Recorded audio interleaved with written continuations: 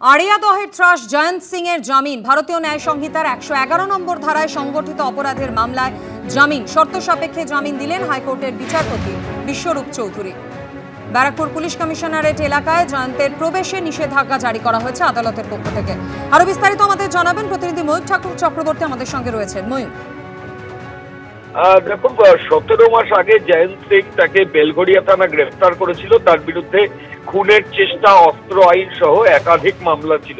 মোট দুটো কেস জয়ন্ত সিং এর এগেনস্টে, দুটো এফআইআর হয়েছিল। মূলত বেলঘড়িয়া থানায় একটা কমপ্লেন হয়েছিল, দক্ষিণেশ্বর থানায় একটা কমপ্লেন হয়েছিল।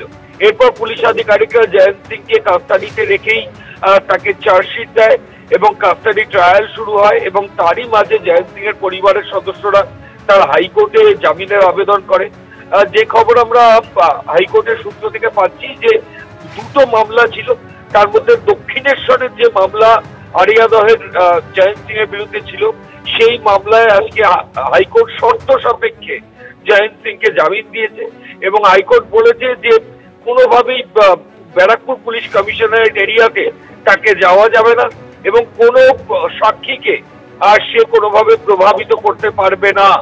এই শর্ত সাপেক্ষে জামিন হলেও জয়ন্ত সিং বেরোতে পারছেন না সংশোধনাগার থেকে। তার কারণ বেলঘড়িয়া থানায় আরো একটি মামলা রয়েছে যেটার জামিন এখনো পর্যন্ত হয়নি।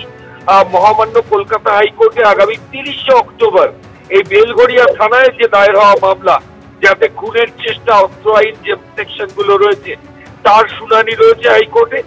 বেলঘড়িয়া থানায় জামিন হলে তবেই জয়ন্ত সিং পুরোপুরি বেরোতে পারবেন।